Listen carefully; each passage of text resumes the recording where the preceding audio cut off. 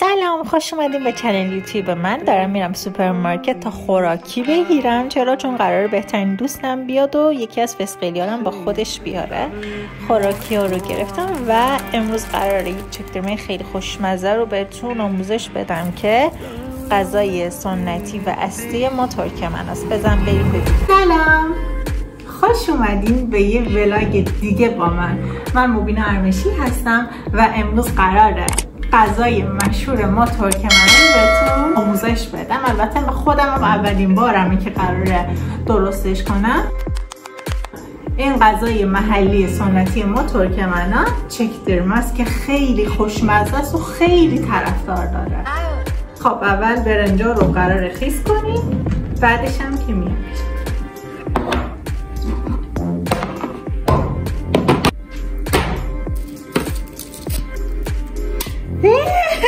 شد. اوه مای گاد.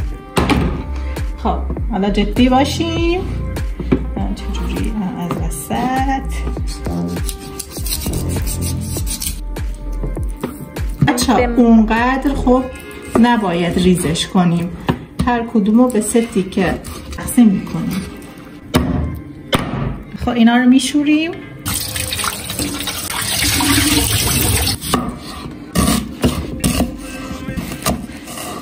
اصلا لازم نیست که خیلی کوچیک باشه پیازا.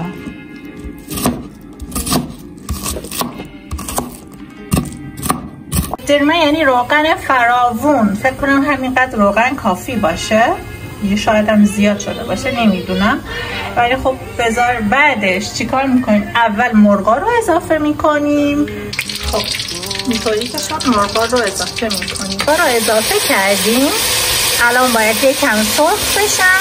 بعدش پیاز رو اضافه کنیم. بعدش پیاز که داشت تقریبا نیست خب باید خیلی سرخ بشه. بعدش رو اضافه میکنیم و بعدش آب اضافه میکنیم و باید اینطوری بپزه. بچه ها بهتره که آب جوش بذاریم. خب بعد که قراره آب اضافه کنیم اون آب جوش باشه. پیازا رو اضافه میکنیم.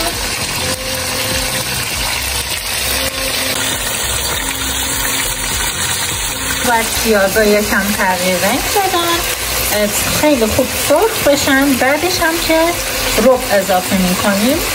غذای برنجی که من دارم 6 قاشق غذاخوری رب اضافه میکنم. خب بچه ها اینی که داریم میبینی خب قازان هستش. ما تو این قابلمه که اسمش قازان هستش چکدرمه درست میکنیم. احتمالا شما نمیدونین، یعنی تا حالا ندیدید. ما ترکمنان از اینا داریم و غذا رو خیلی خوشمزه میکنه. حالا شما با همون قابلمه میتونید درست کنید، ولی خب با قازان یه جور دیگه خوشمزه میشه. از بهتون بگم مهمون امروز ما کیه؟ فسقلیا. مامان فسقلی که بهترین رفیق منه و میدونین که 2 تا فسقلی هم داره، 2 قلو. این واسه سامر، اینم واسه سلینا، چون عاشق تک دانه با چوب شورن. ولی خب متاسفانه سلینا رو نمیاره و فقط با سامر میاد چون واسش سخته. تا ببینید این قد شد. خب ببینید پیازا تغییر رنگ دادن و خوب پختن. حالا رب رو بهش اضافه میکنیم.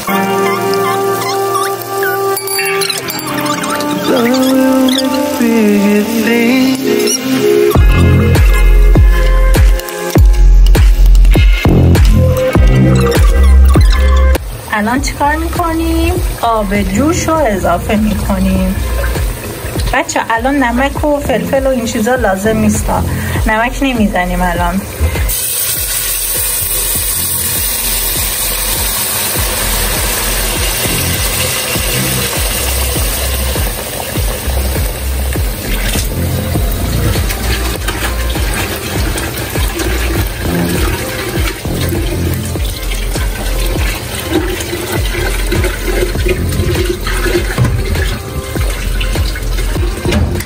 بعدش اینطوری میشه. خب حالا درش رو میبندیم و باید خودش اینطوری بپزه.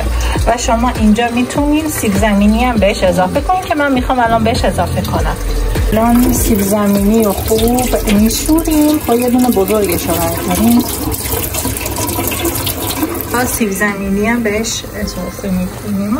برو اینم میپزه. خب خودش میپزه. اونمونم رسید. آقا سامر هنوز یخش آب نشده، یخش باز نشده، آب نشده. از خواب تازه بیدار شد. بخاله بردی از سامر خاله بند کردم. به به به از صداشو کم اضافه کنیم. بعد اینکه آب ریختیم خب نمک اضافه کنیم. من نمک رو اضافه کردم، بازم یک کم اضافه میکنم. قراره یه سالاد خوشمزه کنار چکدرممون درست کنم.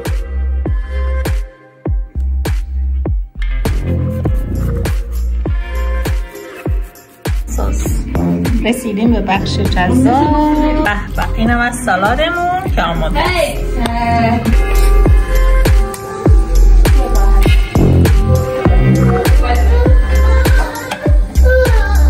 بچه حالا اینطوری مرغا رو جدا میکنیم.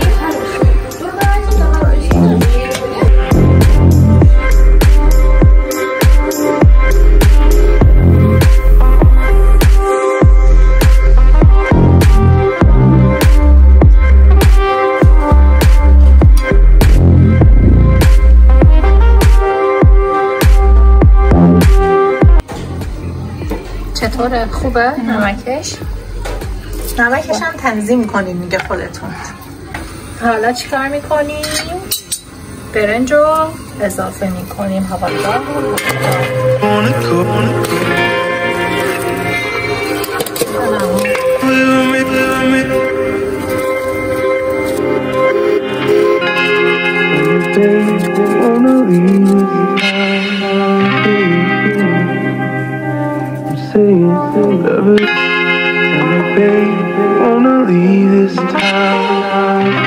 نباید ببندیم، همینطوری باید باز بمونه. برای اینکه آبش کشیده شد درشو میبندیم. بعدش یکم هم زدم، اینطوری باید بمونه. من مرحله به مرحله نشونتون میدم دیگه.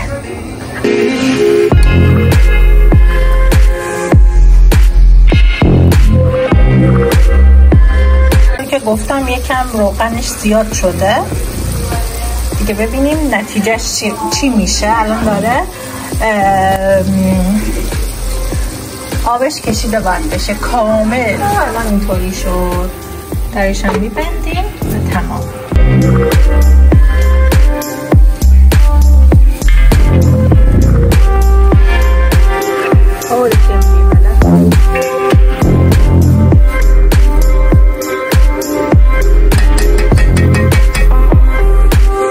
روغنش رو کمتر بریز. ببین روغن خیلی زیاد ریختم.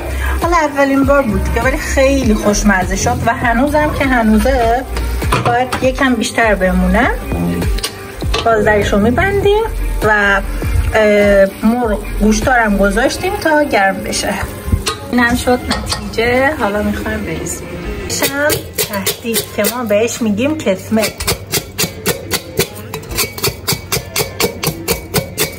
بفرما اینم چکدرمه مبینات از اولین چکدرمه. چطور بود سالماز؟ آتنا سامرم داره میخوره. خوشمزه است؟ اینجا که سامر رو خوابوندیم اگه دقت کنین با صدای سگ داره میخوابه. خب امیدوارم از این ویدیو از این ولاگ خوشتون اومده باشه و واسهتون مفید بوده باشه. حتما درست کنین و واسه منم بفرستین تا ببینم. ولی لطفا نکاتی که گفتم و فراموش نکنین. روغن کمتر، رب کمتر. خیلی خیلی دوستتون دارم. سابسکرایب یادتون نره تا ولاگای دیگه. خدافظ.